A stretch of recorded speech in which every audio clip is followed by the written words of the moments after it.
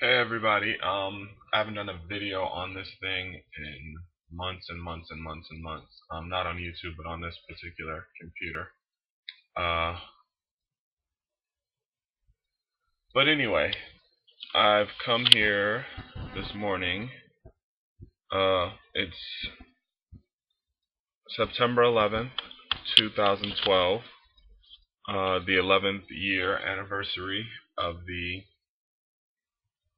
uh, World Trade Center uh, attack and the Pentagon uh, in the attempted attack on um, I don't remember,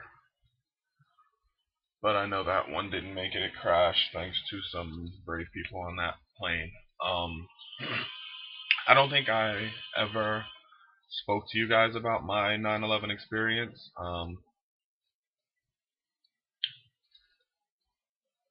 I may have mentioned it, but and usually I just kind of say a little prayer on 9/11 and kind of just move on with my day.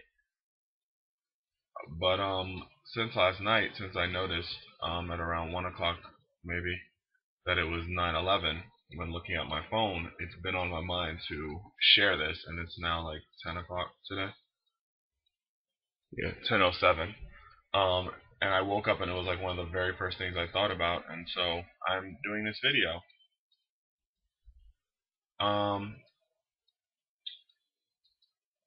for me, 9/11 was very interesting. I was in New York at the time. I was 19, maybe, when it happened. Uh, I had just finished my first round of culinary school, and my chef got me a job at a very prestigious Jewish deli. And it was a deli they had. It's not like a regular deli. They had like salmon and caviar, cream cheese, and lox, and uh, these gourmet bagels that were amazing. But yeah, I got a job there on a temporary basis, just testing me out, seeing if I would work there, so on and so forth. And I pretty much went in, worked open to close every day. I was making money like hand over fist, even though it was under the table and at a very low rate. I was working so much that it was like amazing the amount of money I was making, and this was my very first official job.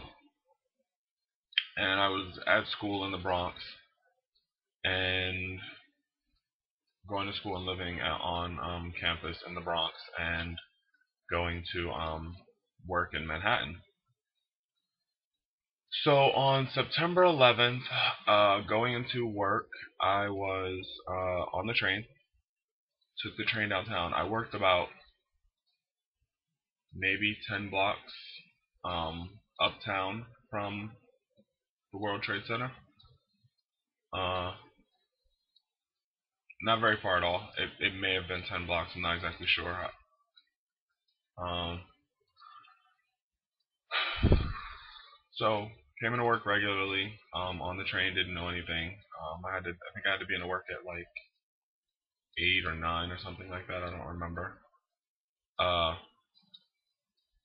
but came into work, was blasting my music on my CD player, and I know exactly what CD I was listening to because I was obsessed with it at the time. It was Usher's 8701, and I was listening to it on repeat, and I would be dancing on the train to myself and just getting it in, feeling all great and lovely and whatever. Um, and I got into work, and I get into work, and I hear and as I get into work, um, there's like something going on the radio. Everybody's listening to something on the radio about some about something happened at the World Trade Center, uh, and they're not sure. No one's sure really what happened. And they're saying like, "Oh, a plane went to the World Trade Center," and I'm like, whatever. Um, and it's crazy, and I'm just like, okay, like what? And at this point, no one knows what's going on. We just are hearing things on the radio, and everyone's like gathered around the radio. I went downstairs to go change to get ready for work because we weren't because this happened, we weren't you know stopping work or whatever. We didn't know what was going on. After I got dressed, we hear another plane hits the other tower of the World Trade Center, and now we're kind of like freaking out, and we go upstairs to the roof, and you could see the smoke in the buildings and all that and everything um happening. Like it was, I saw it. I kind of blocked it a little bit, but I saw it as it was happening from right there. It was crazy. And we continued to work because we didn't know what to do. We were as ignorant to what was going on as everyone else. Um, it was kind of surreal, but I do remember within the hour, um, we start seeing people slowly trickle uh,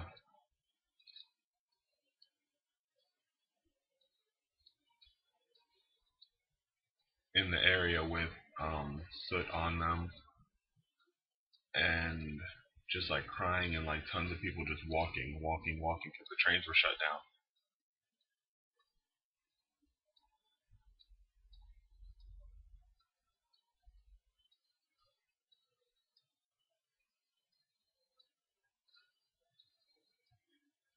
And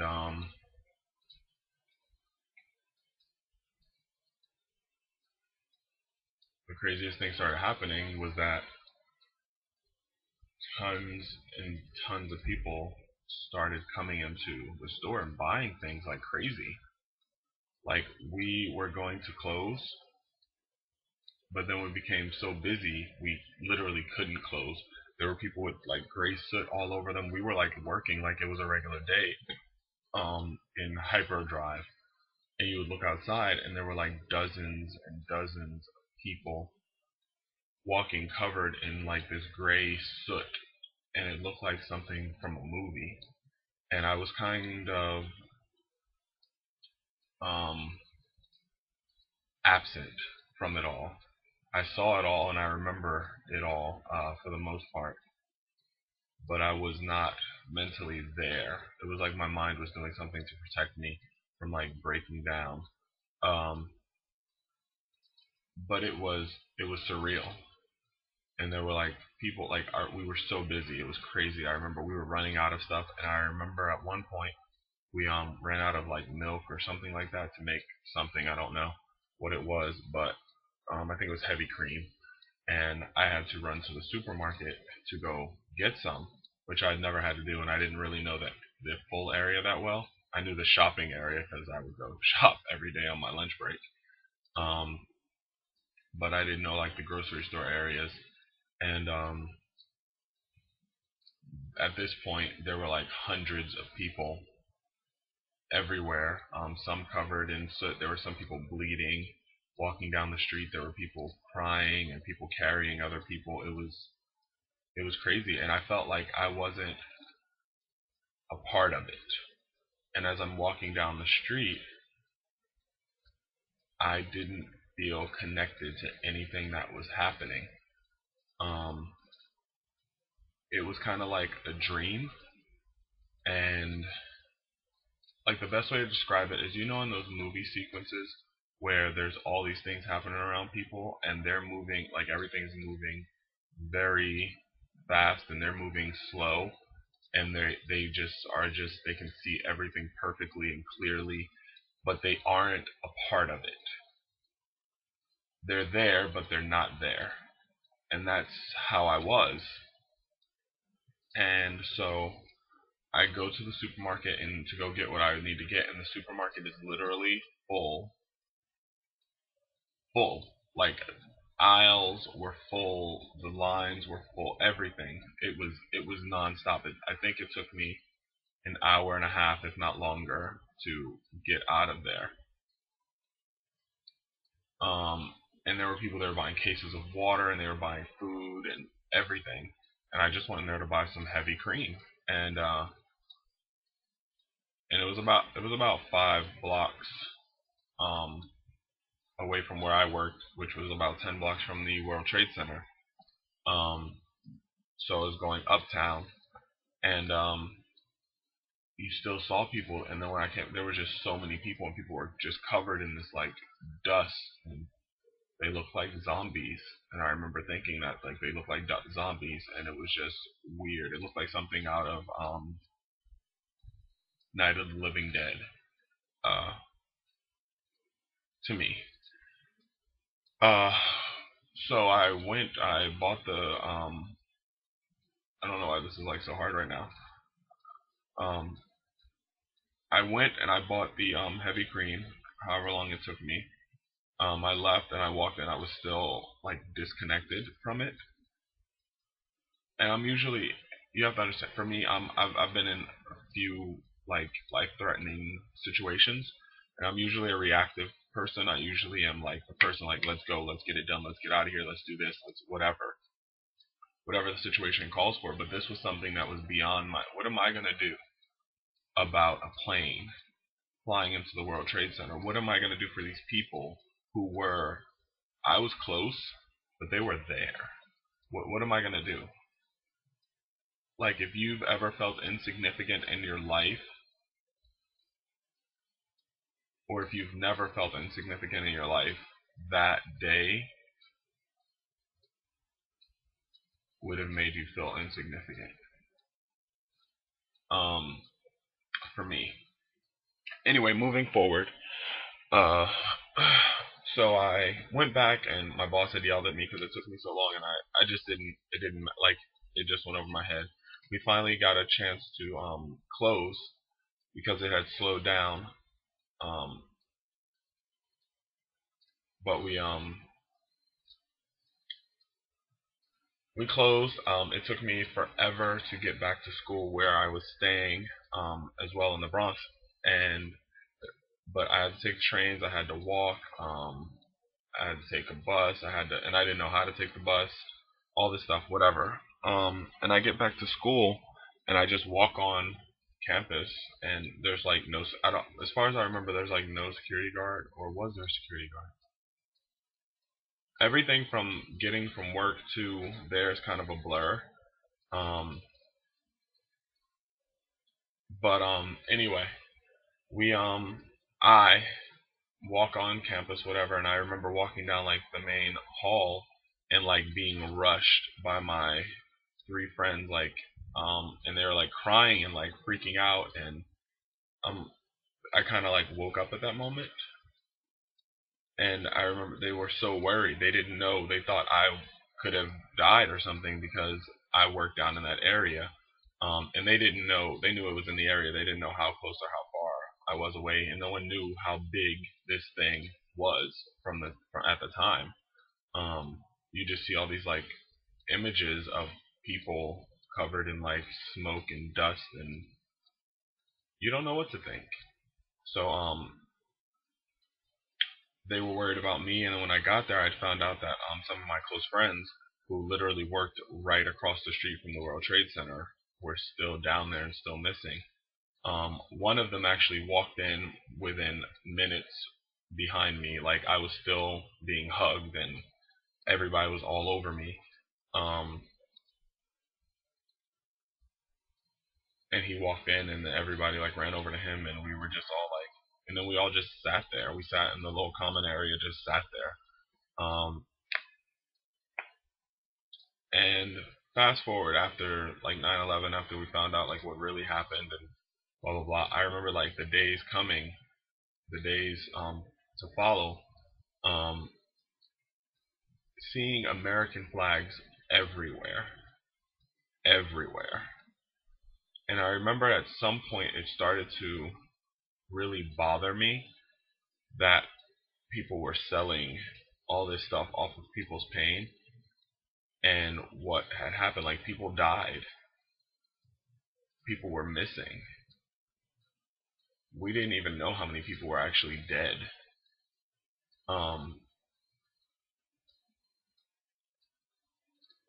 and it angered me that people were selling these American flags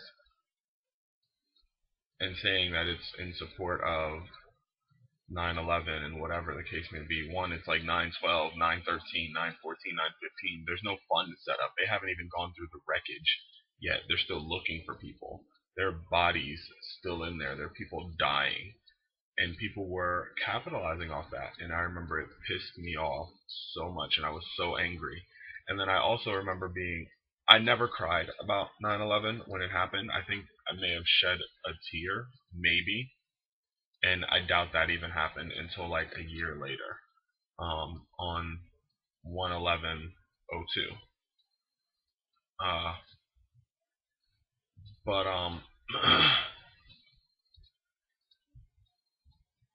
I was so angry about that, and I was also bothered at the fact that I've never been very political. Um, I am kind of a global thinker. I think of people everywhere, and I remember thinking that things like this happen every single day in other countries. There are kids who have to walk through landmines every day, in the Congo and Sierra Leone. Just different. There's just all these things that are happening every day, and I remember being very aware of that at the time because I used to read the newspaper every day going into work, um, and just being very pissed that none of these people cared about that, and it didn't. None of these things mattered to these people. And when I say these people, I mean America, until it was in your backyard, and that bothered me. And of course, I thought 9/11 was horrible, but I was like, things like this, hundreds of thousands of people die regularly in other places, and no one cares. We don't get any coverage on that, and that bothered me. And that's my own personal thing because I felt like people dying a million miles away, people dying 5 feet away, it's horrible. That's how I felt. Um,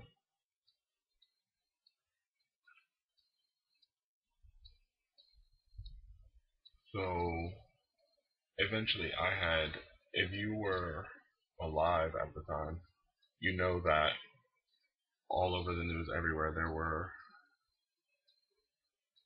that's all you saw in the news forever. And in the newspapers, there were just these two burning towers and pictures of the Pentagon and just all these different things. And so I stopped watching the news. I stopped reading the newspaper. Um, it was just too much to deal with.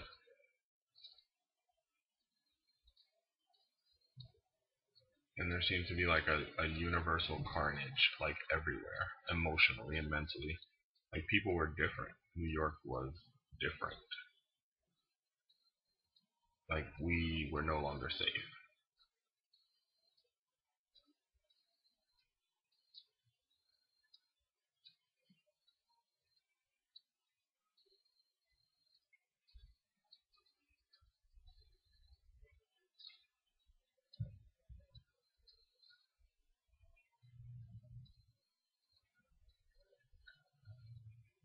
I honestly think this has been the most emotion I've had over the situation, like, ever. I'm not crying or anything, but it's like, it's kind of hard to do this.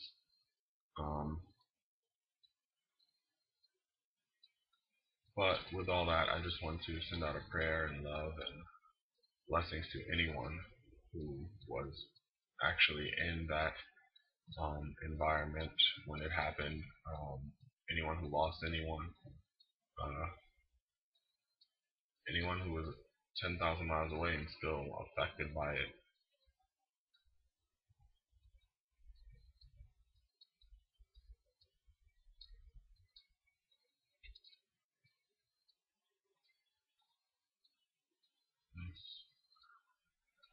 Much love and blessings.